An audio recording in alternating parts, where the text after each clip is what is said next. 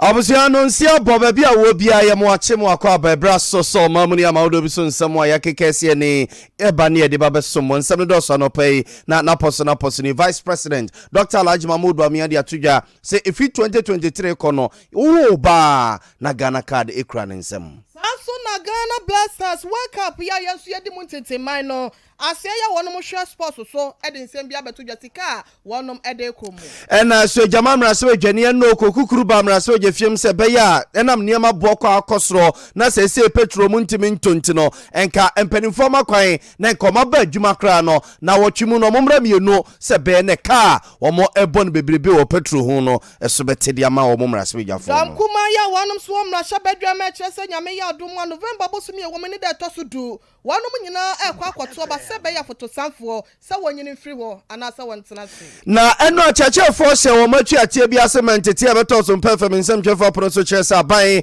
efro mu no mu koye meeting yesi ankwankusi aga Mranim ni bi nso di atudwa senke be ya na dodan kwa akufu ado de na be de eche Dr. Bawumia kebe ya de adu no wonoma ntwe wo ho ensi enchen de ensem nkyeremu no de ma na no pay abusia weni afufro pi ni akekese ne se kase ababi awo bia na no pay ye ba ne de aba besomo yede ne nsesan na ya bo amali bia boga no pay mene ohine yire ma me akua ye bo a asiama abusia for ye nhyase emfam free Vice President Dr. Alhaji Mahmood Bawumia na tena ye na dwumadi akese bia koso e won krapompune ntemu a Vice President Dr. Alhaji Mahmood Bawumia de ne monyam kota akire e na wo kotia nsemtwefo na so se entutue bia wasa ban ye no womo aye wia ne yehwe animu a ene se twedi amponya nkrompon ba se yedo mahata mununkum achi ototorobo nso tonso ba wi obotantimu a wore jafo dumne mununkum gide matata obeti wiem na afefoforo be ba betu asomdwem na sa afefoforo no abetu asomdwem 2023 a ehihye aban aye ne se wo batan a obekwa aye asabi akwa wo no owo ene se yede Ghana card ehye wo ba nsam eye befua se hyiamu we akoso wonkrapompene mantem no no Ghana Health Service mpenimfo na hyehye ma Ghana Statistical Service mpenimfo wonoma ekwase bi National Identification Authority mpenimfo esoso kwase bi na National Health Insurance Authority mpenimfo ekwase bi ona Vice President Dr. Alhaji Mahmood Bawumia kwakote hom ede a chense ntwefo nyina sentutie bi a wasa ban toto no woma atoto awie emfa woni so my Ghana TV o anafo baby a wo bia enhyehye na akwakosi a ayasa bia bia wo beko ne ekwa ji wawo ene push ne chimchimi wonya wo wiesi ya kredimu a oba ne nye nyina no na ye Ghana card ede amanom sese smatcha Ghana card no mayim ye de bibia hey so beko na wo chipi kura no a ene ye de ka hello keke no wotimi amana dimu no Ghana card na de beko register bibia ye o mayimu bia no Ghana card ena ye de ye na se beye na kwese bia ye kwa nipa ni bia yipemu na Vice President Dr. Alhaji Mahmood Bawumia ne se abaya ye hihye bia wie so don for ya dum na ketrema da bodwomoje die mafusa ne entete nkabone bia 2023 achakra ne boso mi ense dikan no ekro no obia obekọ awo so ya twede ampoja nkrompon be so wasomdwe mu no oba no a wo bewo no ehwa na mperimfo edi Ghana card ehye ne nsam Yaba mama ne dada se nyame ya dom na November bosima yesi mu ni da na etoso aduonu edru hoken ewiase nyina ball bo akansie no ehhyase ewo kata memo na no ene nyankopon ya dom nti Ghana Blasters yanso yedi mu entinti ma ya November 24th ye ne Portugal anwumla no na pepepe ye di ehyiamu na esense mekoye nkɔ ne kwante no anam so amasia ya wonom hwɛ mabunu ne agokansie so panyipa ya wono atua womanom Yera Mustafa Yusuf wadi atudwa se woni aban na tena se ayehyehyeye ya wonom atoato adwa ne nyina kwasi sesi kasem ehon toto ya Ghana Blasters yedimi ede bebo won chidom se be ya wonso no wo betimi ehon aheha wonom anase wo ho be ha wonom ama okogina park ne so wotimi abobolo de den akonkoden na se de Ghana fo bi sika se afi we se munku ade eye Ghana afi no yehwe se yetimi de Ghana yedin no etimi akoduru ho e de agye world cup no e de abaga mem ha se no mu a na no e na Yera Mustafa Yusuf watch se sika botin ya watcha e de ama wonom ya no e group stage no e dollars no million no enwotwe wo ha ediosiansia na chiripo ahanu $8 million and 166 and 200 and I just no so eda so ho no was ni nyina mu no sebekwa animu o senkwa animu enu begina so bra one more group stage no mo Portugal, South Korea and Uruguay airborne wo mo ya dom na wonum etimi keka won ho kwa animu dia sika no ye de be pi wonum so yentie yewra no ensembie. Ghana's preparation towards Qatar 2022 is progressing alongside design strategy to ensure utmost performance through the Ministry of Youth and Sports and government providing the needed resources and facilitation across relevant areas, incorporating technical team, playing body, organized support, and the backing of the entire nation towards achieving a memorable participation and performance. Mr. Speaker, thank you so much for the opportunity. To quarterfinals, the prize money will also increase from $13 million to $17 million. At this stage, our expenditure will also likely to increase from the $8,792,600 to $9,512,200 United States dollars. If we progress from the quarterfinals to the last four, Ghana stands to receive $27 million United States dollars to $42 million US dollars. At this stage, we estimated a combined expenditure for the tournament at $14,184,100 United States dollars. This estimated expenditure include appearance fee, bonuses, DM, arrangement, medical equipment, logistics, and hospitality. Mr. Speaker, whichever way we look at revenue and expenditure commitments for Qatar 2022, the benefits of playing in the World Cup far outweigh the expenditure with several other unquantifiable benefits. Mr. Speaker, I want to assure the entire country that in these difficult economic challenges that we face, every penny will be used judiciously, and we have agreed with the FA that we will maintain the compensation, that is appearance fees, bonuses, as it was used in 2014 World Cup in Brazil. Mr. Speaker, additionally, club of each player will also be given daily amount of $10,000 United States dollars throughout the tournament of the player, and these are money that FIFA will be paying to the players. The benefits, in accordance with Article 37, Paragraph E of the regulation of the FIFA World Cup, Qatar 2022, each participation association will receive prize money, and those are the figures I gave earlier, Mr. Speaker. And I will. Ebusiafo panyin ya wakasa ye sa wode wani kiremu ewo north east mantem wo mem hasenu mu a yagaba abato ampasua so wono ena yam na hyebadwani na wo brekro na no wo bo adwuma dikadika sports minister edi ama wo meyi Ghana Blasters World Cup 2022 ya yaso ya giremu bi ni sika ho nsem ya de beta wo no ma kiremu nsem ena obubu akonta de ma ye ni abosia ya gusua de mu giramra so odwafie mu ho no mo na ye nto aso ani emfa mo nkonsem fufrom ni free sports no ho na mraso odwani o mraso odwafie ma de hia o mo so jama baton pesu ase na nra o mo no twase mraso odwafo na ye koto santene wando godogo lai eto abama wu no madwe me mpena kwaso ye megele ade echi bia no a also mo kotena mraso odwafie mu ho no mo semra e mo my Ghana fan ya pese na de gedon papa bi fra na nra adwuma o mo koye no na mraso odwani o mraso odwafie ma de hia o mo so jama baton pesu aso honorable Thomas Ampem Nyako kwa akokukura base o mayi ayetimu ewo bi esu sese Petro ene dizabu obi antimi nto enti nkoba sere nuanom mraso odwafo no ene speaker of parliament say enko ntiase se ne MPs no mo sori a efri brother kosifia da bia no wo mo eba adwuma no enke ente so ma wonum na kana watwe bia no mo ba adwuma kra no 2 days pe na koba pomo ba bia tena ebise Petro eka o mo bo wo ho no enya asem ketwa kra papa ya twa nka se so no watche se na no okopa ke ne kasi filling station mi se ja abrante kwa wo mo fele ka ne ma no na okwa kopa de bia to aba na wokoba ye obusa ewura ne se ewura wo boye wo se pe na meka ye se wo se 30 million ene eche no se na 30 million de me kofo no wo he ewi ase na ke so ofre ne nuanom MPs bi amom be boa na nsa na wotimi atisa aka ne de afiri ho enti wo sere mpanimfo se ewi ase ye den Ghana ye den Petro mu ntimi nto ntebe ya se ne omu kwa adwuma da bia no nke enti so ma wonum na ka na watwe no wo makwa adwuma kra ma na boro so no 2 days pe na nkomo mpom ba bi ntra ne ka de wo mo ebobi pa. Light was on and I asked them to fill my tank.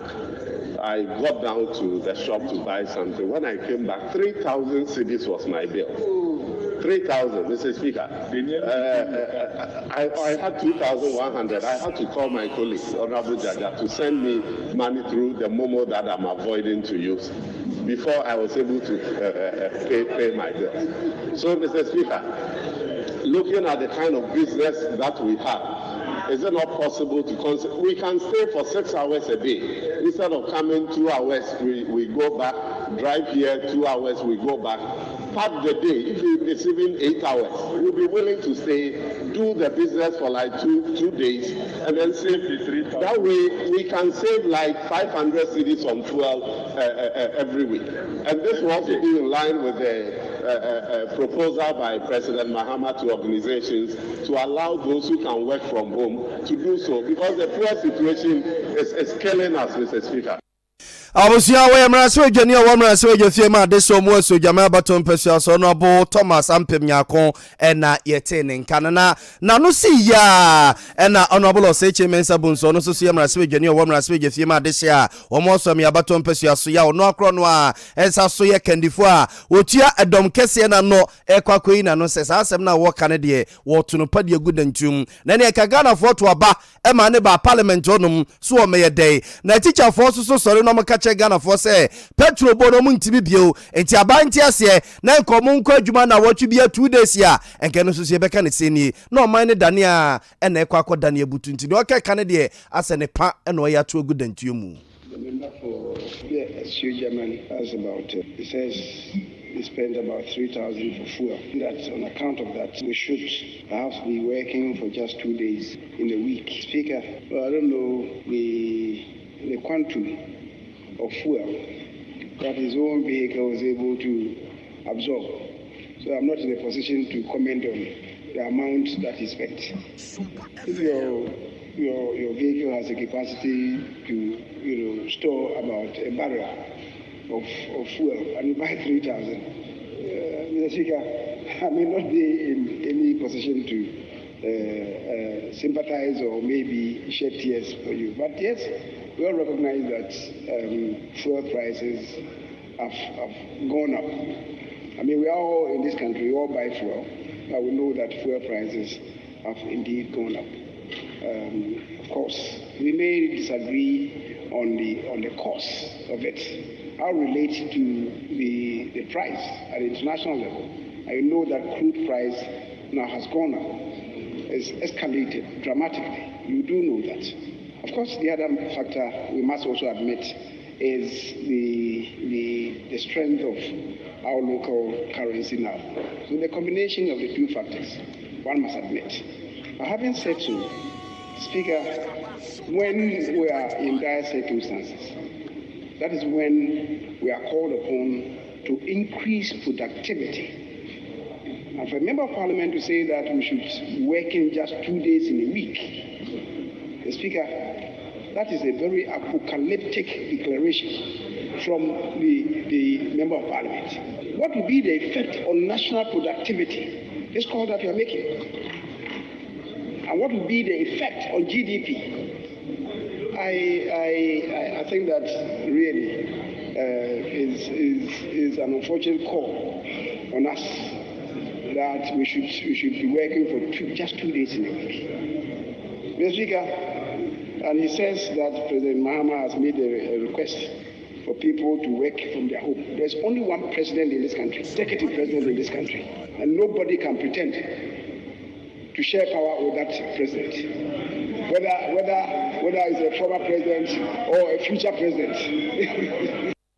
Abusia no abolo Oseche Mensa Bunso so dia ode soso na yekukutie no nyina ayeso jamamra se bedwani ono abo Thomas Ampem Nyakon na nsem okofa ba enra sesisi asetene ma ye den petrol diesel wo muntimi ntomra se bedwafo no nti yenti ase na nka omakpa adwuma abroso na wotwemu no nkomomra 2 days pe na nkomo enyi wo mahome na ono abolo Oseche Mensa Bunso kosa anwea edigu ne gadem se na ne nke to aba e ma besi parliament ase be ye dey teacher for sori ye nkomo kache Ghana for say petrol bu aye ding enti an ye makwa ne nkomo nkwadwuma na wotwi bia 2 days ya se ne oman na butu a na ekwa akoda ne butu no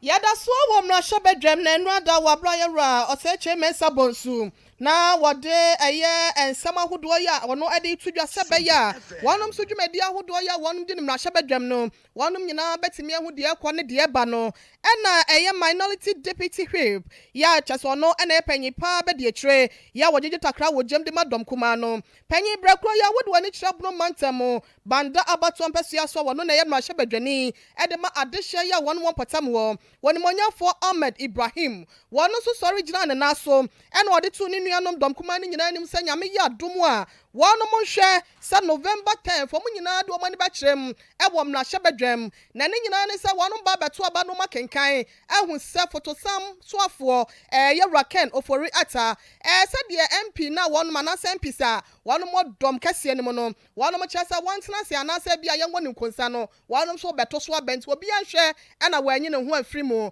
na hyebedwafo bese wo ha edio sonson ya wonom dom kuma ne mo no wo ba yi ho afiri mu bia wo se adi ena aye wode nsem ne mu enkyere mu edemaye. That we made our reaction known on the dismissal of the Director General of the Ghana Education Service. That we made our reaction known on the dismissal of the Director General of the Ghana Education Service and subsequent appointment of a banker as an acting Director General substantive and procedural rules of our collective agreement, which was signed in 2020.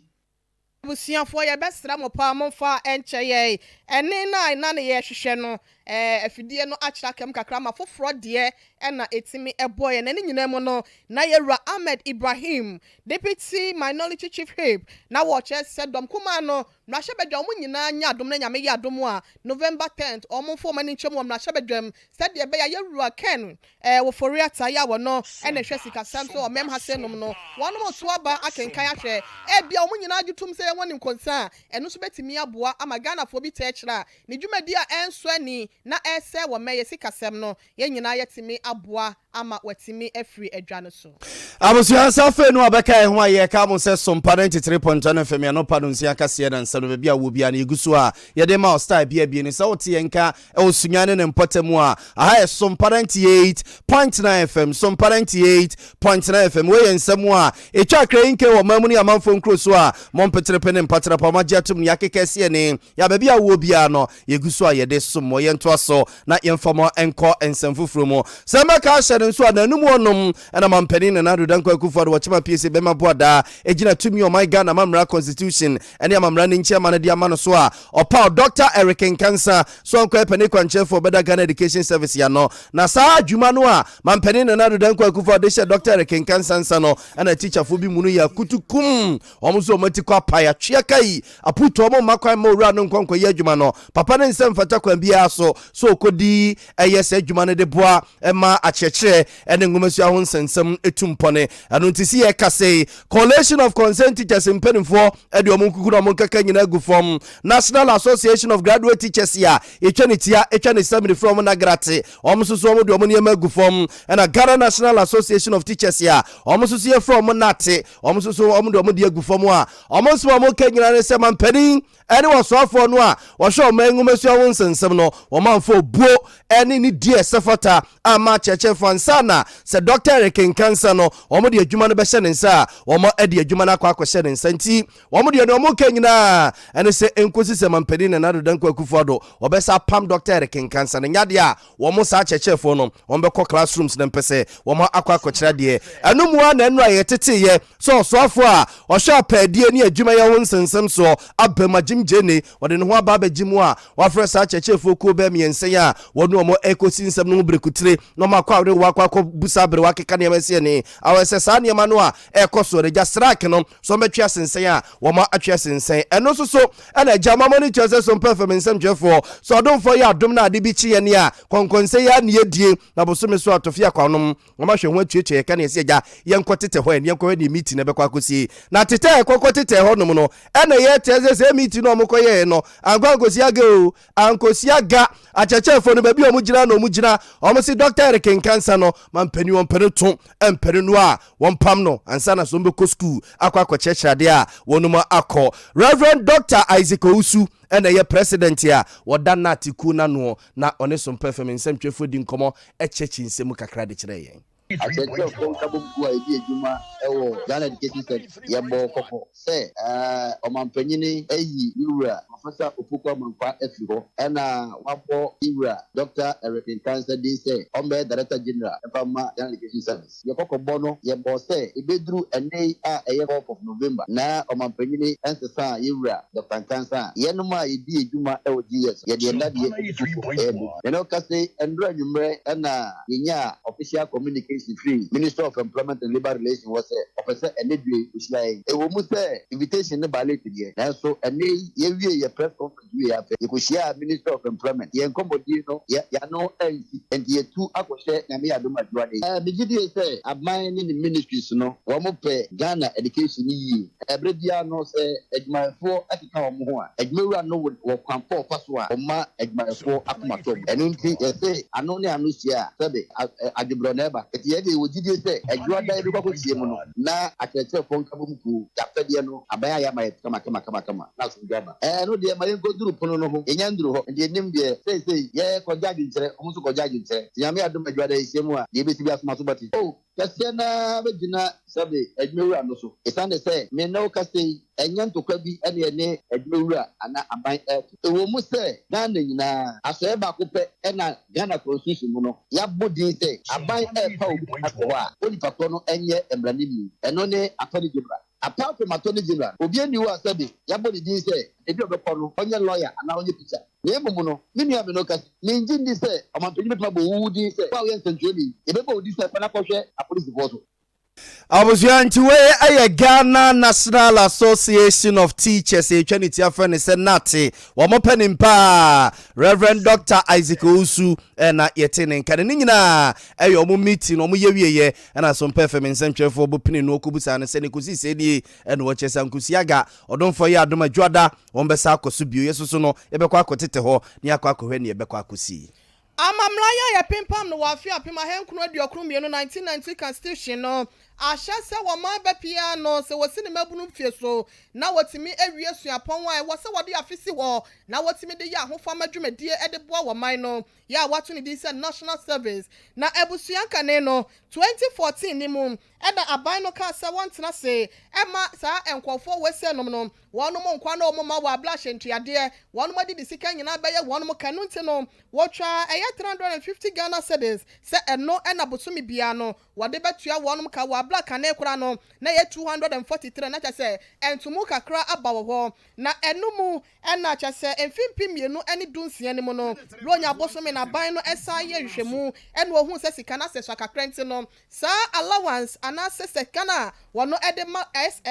NSS for no wo pejam ede free wo ede akọ 559 Ghana cedis na no ena empanyimfo ya wonom eda National Union of Ghana Students ano nux ano wonom dia de sredie ede ama ban no se adaroma ne memwa ye de wono anani tua na no obakumasi akura mpo no obekaye ba bia obegina bia no woto na numutuo se ene memwa ye de mom enya ne mfonso no wo se ene memwa ye de ne de na che se ayeden de ama obi aya national service for no so ka ho bie eno ti sika ya wode ma wonom ye yesi dia henum ene aduonom nkono no 559 Ghana cedis no kebeya won pagem na enkodru sidi no ahanwotwe 800 Ghana cedis se beya ene ahyentuade bo ya tutumu enuane bo ya no nyina ekọ animu no NSS for no so ebe adwuma wonum anya bi e de twetwa wonum ho na ma setena no so anya de amonya sade a ayese kwasikọ enso wogina nkwanchen adwuma ya nkwada no eye no ayese sebi wonya adwuma obi wakro betena se a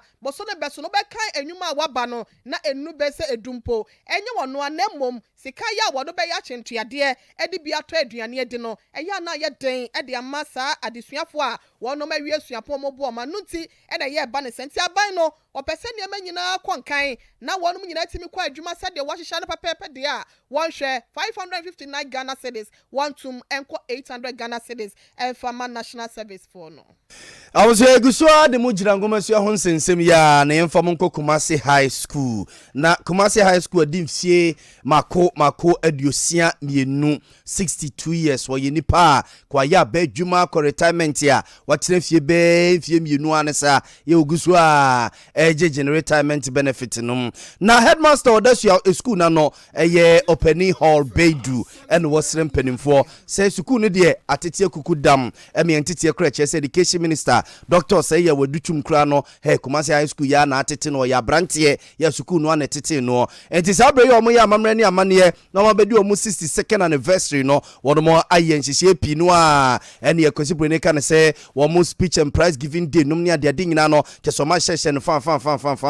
na wana pani ne kwa kwesere say wo mo say school ne ba ye nyenne enso akade e beboa ma de kire ene adesua etumpone no abo mo te se ne enwi abo achechide ne tisra ano mbesere anomu a omo nsemu obi asre mampani na nado dan kwakufu ado ochima piesie be mabo ada ado premai ene doctor say ye wadutwum edi omu die mu a eno no so ochecha woncheche emebi nso omo so se beye na ngomasu ho nsensem betumpone o Kumasi High School emrantie high school edi 62 years ebe hia say brano no ebetimi asiesie school no dey friend renovation they are man of facelift said the buyer will be twemu abonten na owuramu kura na obi hu say yes school no gira ne nan so stakeholders are buying all students o ma ye o ma fam die a umbetimi nyina de enso o ka no krepa ye da so hia say school no be nya asiesie ye can see a ye have classrooms, ye have dormitories, ye have dining hall, ye have school compound na akwanya de school no facilities ye have ni mu say ebedoso na abanso no brano ye see baby a ehia roofing, baby ehia painting, baby ehia sanye mano na ye ka ho asem ebio ye sign ahwese aban ebe sign ahwe ama ye niema bi te say enkunya tables tables and chairs esua fortuna so edisua de enso ye benya no dodo ye nka se ebi ni ha debi ene me no ka se kura no enche be nansane ne ye education minister ye ne di ho nkomo utwa ne ni ebehwe ye wama ye tables ne chairs anko ani mu kura be 400 de pa ye ntanye de ka no speech and prize giving days no ye di kan ye enwotwepe but eno ma hu se brebi a etwam no yani efa so kakra ohwepa anke wo se yetimi aye speech days anko ani mu kura no ebe 60 de because ye ade bi a yetaye na afibia na mpanyifo ka asem bi ede pa omo se achia na mu esne abebu nyina ede na refi nso na okofa ye enti ye di school be share ye mu bi nsa no ye dwene se ase high school no nyina any speech days a woma ye na enkwa ni mu nti wo se yetimi esan hyase na yetu mrika tente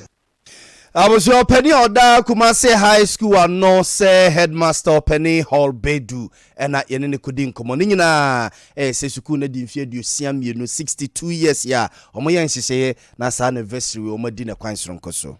Anopa ya kasa ya senyankopon ya do na nonso bo pepepe komi pleko demonstration wanum ede hyehyɛ so ɛwɔ nkrapopo ni matem ya entiye echese Kwame Nkrumah circle or Bradsport ho ɛna wanum ɛbɛhyɛ ase de afredi achinchin potamo ɛde akɔwie baabi a wanum de bɛkɔ akɔwie na saa komikro pleko demonstration panyimfo awodo ɛkyerɛ da bi waman ni mu ayɛden enti nkɛbɛyɛ na do dankɔ akufo ado wɔne ne nkɔfoɔ ya wanum ɛyɛ na busuafoɔ ana sempanyimfo ya wanum ɛboa no kɛbɛyɛ wanum ntenanten wanum ankasa no ɛnkasa da bi ɛnema nkɔyɛ wɔ man mu ntino ya ne yɛka ase bɛdi mampanyin ɛne empanyimfoɔ nanso no yɛhwɛ abro yɛso nti wɔman no monye mo adwana mo mpe obi obetimi ɛmfa nhyɛ ne nsa na ne anim sɛ mranimfoɔ de ɛnka bibise no wɔnom ɛmfa wɔn ho nhyɛm nanso mmerenim ni bi a yɛfrɛ no Martin Pebu wɔno nso de ne ho ahyɛm ɛnam so wɔsra de hyɛ nyinaa sɛ nnɛ kumipira kodɛmɔ no a ɛkɔ so wɔ nkran no obiara mɛtɛkyɛ sɛ ɛbɛyɛ a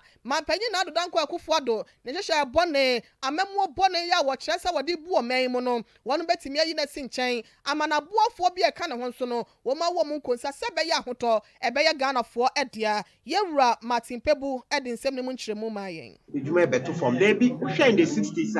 after Kwame Nkrumah's overthrow no ne obedi so Lieutenant General Ankara sojani a na no okura tuo ne ne ɛkeka ho nso yɛbɔ no suboɔ sɛ ɔde 6,000 akɔma bribe sɛ yɛnyɛ polls na yɛnka sɛ ɔno na ɔyɛ the most popular in Ghana ne ne ɛkeka ho yɛbɔ no saa suboɔ no ɔde n'adwuma to fam kɔyɛ me nuanom sojani ɔno mo dictatorship military regime in the 60s Lieutenant General Joseph Ankara ɔno a ɔyɛ sojani ɛnyɛ democracy kra otimi de n'adwuma to fam ɛkɔyɛ ɛne ɔmanpanyin Akufo-Addo hwɛ ade a wɔde ayɛ sisi a amanfo dwetire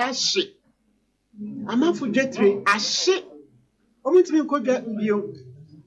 amanfo wu ebi ntimi ntɔnro ɛne ne yɛkeka ho nso ɔmanpanyin ne nebusua deɛ ɔmo ayɛ yie this cannot continue family and friends yɛntimi ɛyɛ wedi kakra ɛyɛ ɔmo nkɔ na ɔfoforɔ mbra na speaker ne ba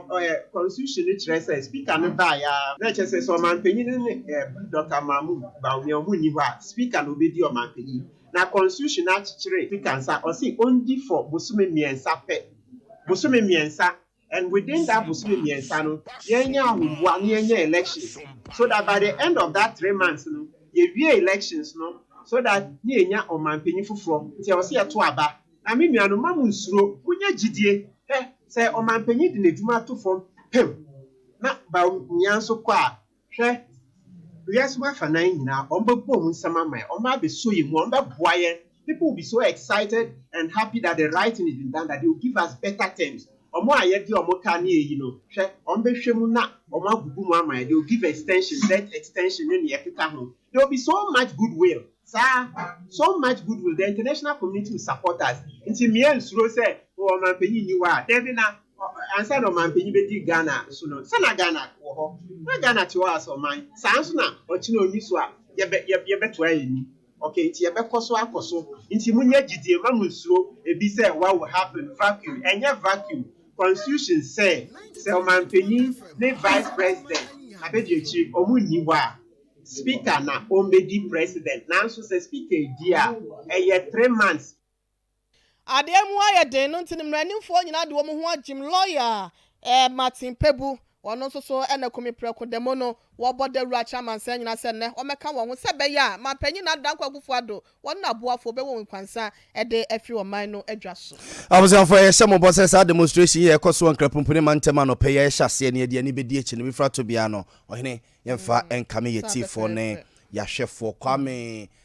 kwame nom wɔ hɔnom kodwobafoɔ ne nana yɛ anom wɔ hɔnom a awia ne enwumre nyinaa no ne yɛbɛkɔ so bia ne yɛbɛsi bia na yɛbɛsɛ fata sɛ yɛde ma yɛtifoɔ no yɛbɛkɔ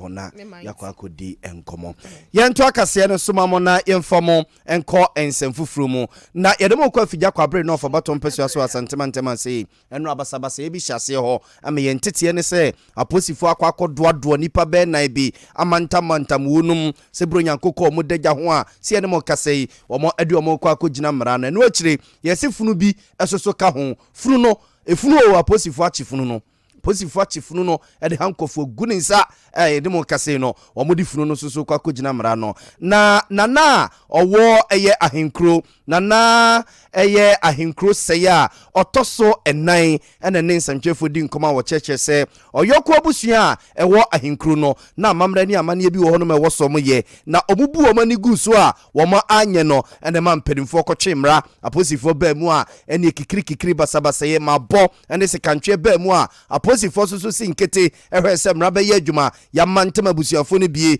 ama funu soso no yɛakye naka ho a mmara ɛne wɔn ɛkɔ akɔdie nana ahenkuro sɛe ɛkyekye nsɛm sei de kyerɛ yɛn me bo mo din ko nti ko na mabusu afọ ne sure ena commander frame me no busa me de asie nyina na me ka kire na o se me de me nko na me won no frame so ono ma kasa aka kire me se o mu ye bi o mu nyai Omu ye bi omu nyai. No mo ati ase afiri ho. Omu fira no omu call ofin so divisional commander ho. Enti mi say wo fie na commander no frɛ mi say me ye dey. Me mra me call no omu tete ho na me excuse you say. Omu excuse me na me ni eyi. Abusho panyi dada no eye kura ma police no bufu no ho. Omu ye ma ni bufu yi e pamo no firi ho.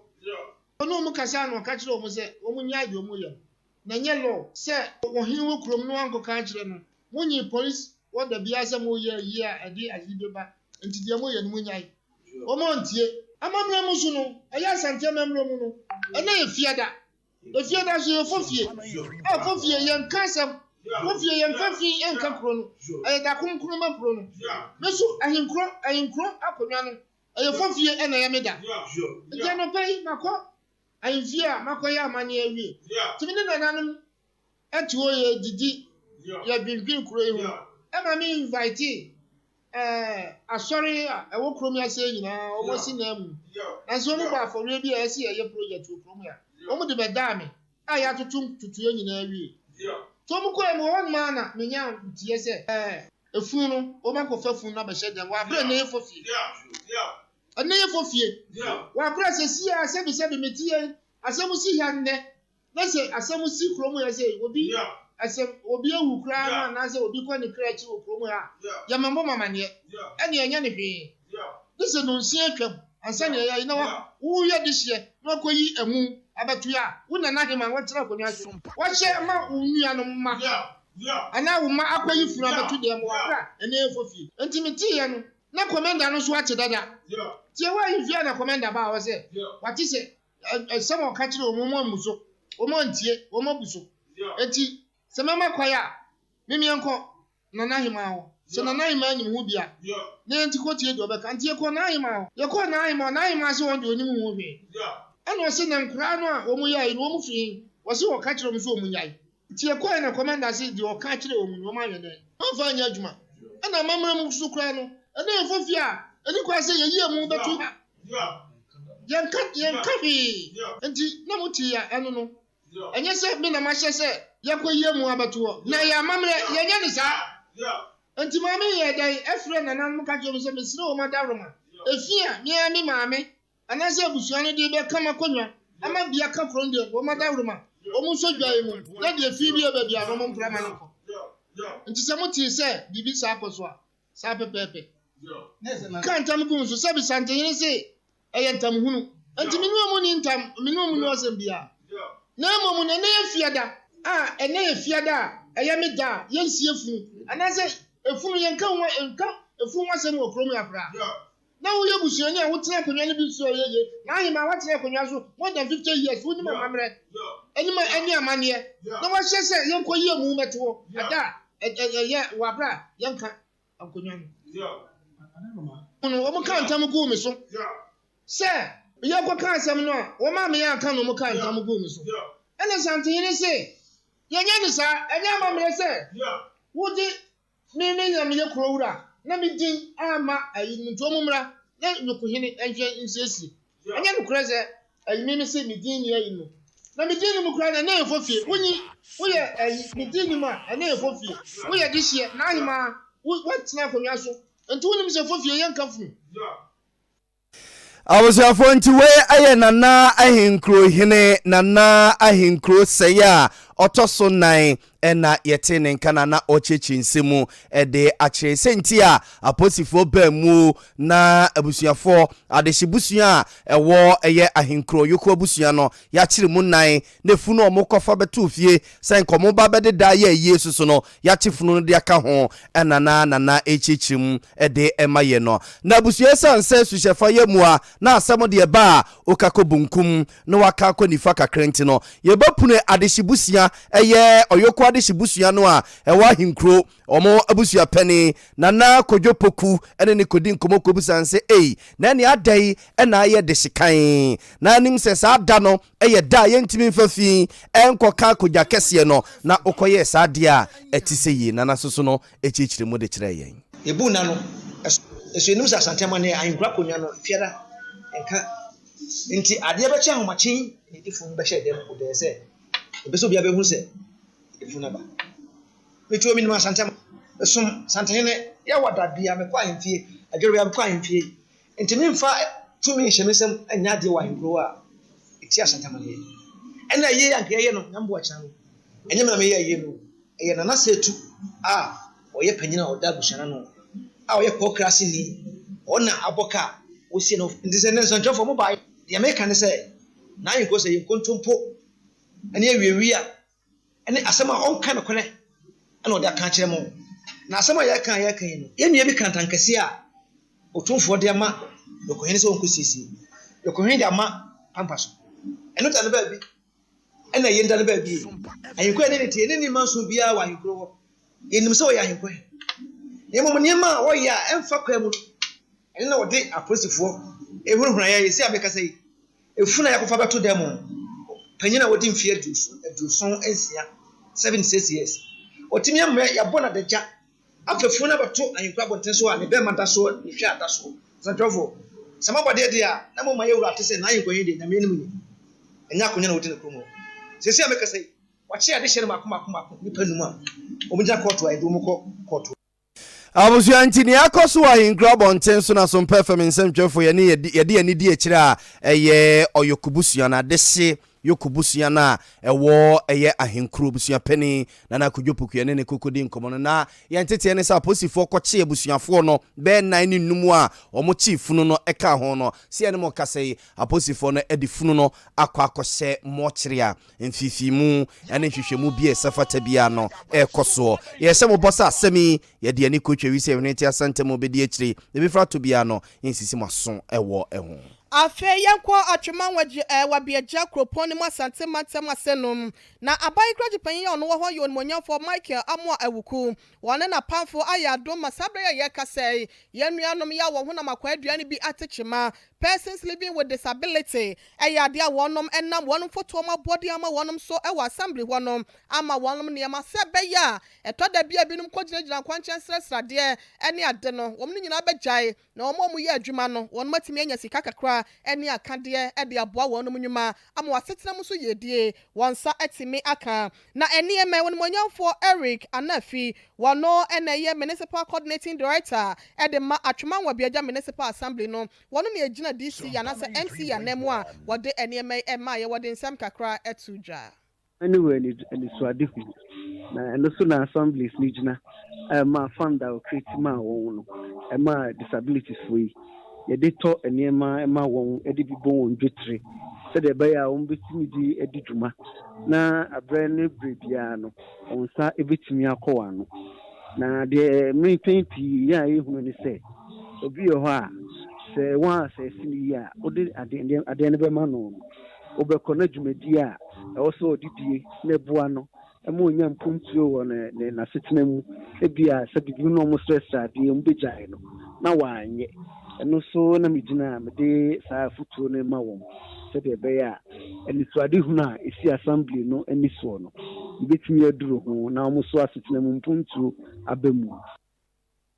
Ipaya watoto ni amade atweman wabieja kropon assembly yewra Eric Anafi na no disem si ya penon monyamfo Shadrack Japan dodo na epanem na nese Papa Clinton wono na ye social service convener brekwa na assembly member de ma de shaya wono mo ebu akwa renchire abato bia ye ho wode aseda ema ban no ya wode afutuo nso etato ma yenuanom mesre omo se enyoma omudi koyi ana sika ye dia mo de omode koye no de omode koye no mesre se de be ya enyoma no ye beba no ye beba be hunu na enyoma no ko ma ye dia to ade foforo amana hye Ghana mayen munya amana hye na nado adran ko akufu ado diska ne bro mo so en munya ye kan se ye be call rounds eso mu so omu okuo a omu join ekuo no so mpanyimfo no so be boa yen amya hwe se enyoma na dia mo no ombe hwe ni ye ne so apampa so amomo na so apampa so ama omobusiafo Odmonyamfo Shadrack ni semnachi ena opanyin ya ye front wonyamfo Johnson Wusu wano ena etitena ni de mayenuanom a wanom ho na makwaduane bi atechema wonkabom kono ni titena ni wano so ede kakra etai echiresei WD for ano atweman beja municipal na adepefa abana ayama ye na mejina menua mu nyina na munya madam na ade abana ayama ye no weni eniaso pa efize woma anya etinya woma umanya bi ni umunya bi nyina no no makasa ma ese ma hu se o ma manya bi no se na be ya de ya man de ma o mu no o metin da yi bibia be ko anim se be ya o ma o mu jejina kwanchen se sade no o be gya enti na ban de san se wi e ba ye se ba ye so mu se menu anum nyina abebo ye pa enti no da ban na adepefa o ma ya ma ye ne de ni menu anum nyina me gya wanam da ban na Abusia mi ko bi manka bi empanyi si ye chenu ntino Owura Ahmed Faisal Alasa wono ena eye atweman wa biaja kropon social welfare waye panyi kwankyerefo ya wada won ma no wo ho wono so ese kakra e de kire wo manfo stakeholders in how to deal with that menace no na entibia no na me aduma ye de sa nhihye na beba beto akwan mu na obi esan say nkrofo no ye investigation no ye hu say majority of them no omo sika na omo sika ni so so or this kana the next minute or abontia or seriously sika ha enti ena na do nso ba yi waka o si ye nhwe se ye be ye item adie no ye assessment on the person adi hanipa no epe no ye assess no ye hu se ye boa no si ya ena ebe boa no a won koka kwan hu se there's this a proverb almost say when you want to help somebody you don't give him fish but you teach him how to fish and known as he say ye guswa ye pese ye inti bia no amount for what we have put in place in order to deal with that menace now amount for stress or car kwan mu ni na etuo betwa inti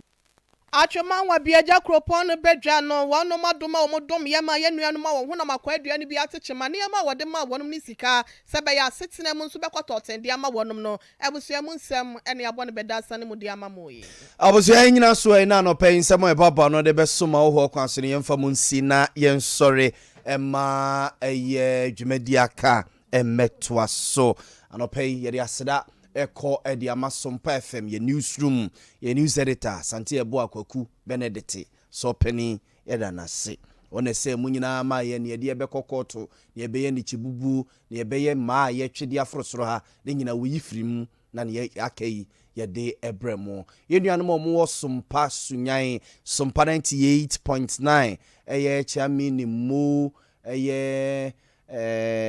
Ekenya kwa brono manom Rexford yedo mu nyina ase sususu mu honomo ma kase ne sent no agi ba bia osunyan ene ne nkwado yete yi wo mo de yeko internet ne so Facebook nom ene YouTube ni adeade David na Sellers Dr. Sly omo boa yen ema yeko social media ne so ena kuku Veronica Jando akoso asomua akoso ajiwa akode sof mame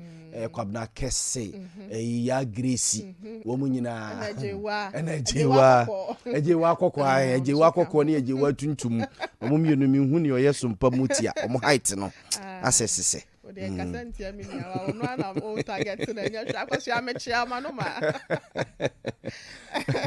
awusia ye ne so be kase ma mo eye me na yabo amalibia boga no pay me ne hine ire ma me akua yabo asia mana ya one asempeni pa ye producer ekwo beja sisempre ena ya na wodenti ne ye ka chense nyankopon enkoso enhira no na oma ne botaye nti odne bedua asase we se so no emre mu emfama na kwada no obo adwuma papa nti ba bia owo bia no nyankopon hwa na 21st na ne kenso ni mfoni na dai so no ne space ne de emamani gine ho na woni nse ha se me fi ha se department bia wotimi borua free of charge otimi kwa account otimi kwa obenya se mu de jai obenya se eti akwa banyankopon hwa wate na onkoso Anthony Shaboso no efenwo so 21st na ne kenso one send Dr. Blessed Foster one na pamfo no ono ma ye free screening na de ama wono ma wo mukru no awuwo okay kunafo eni nyanka wo ni mfinhia dunwotwe wanya ya janka no abru mfinhia dunwotwe awo bo yo na je so ya janka no wadi 18 years kwa ensi ho wo de waso waso adwebo nti ye fa konya nso adanase yes ye danase pa se ono so abribia wo so ye nuanom musa nti Nyankopɔn koso nsha na 21st clinic every adomo enko adom na more branches nyame nya adom na ontimi mbie nti doctors ye chia mu nyina ene anope enje na nkasa sabura kuyen sa kozo wo nyina ebia ko ye kra de bia nke de da ba bi abra boy bongalat ohu de nyame be ye bi aye nokre ene so ni nyale wa hodo ni nyina ya de sciatica nko anya sciatica nko yes ya de bi e ha wo de ya de bi e wodin bia no 21st clinic the sciatica expert sciatica no ya de wo mo panti na eno be ye na mo nyade wa hodo na aka no so no eno so de wo ko ya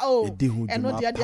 wo borra no ode na edo ne ka no na atu na firi wonti no de ho no bi anko 21st clinic na won konko ji ayaresa ade mama ni ji wo mo ho ye se o mo kire wadidie ene onom ye kire se o blood group we no se anuane we utadi a ebeboa se anuane we utadi a emmo nti ya tete so nye se ni kura ba tete so ne di we more sa de no ya na o cheche ne ya na ema mani eje ne ho pa akwanchira hudu nya baby ana no baby kwa wa kwa ye juice kansa na ye de ama ye ne nka pinti bi ada me na ne de fa mu hwe so abanu ye hwe nchenchen so bo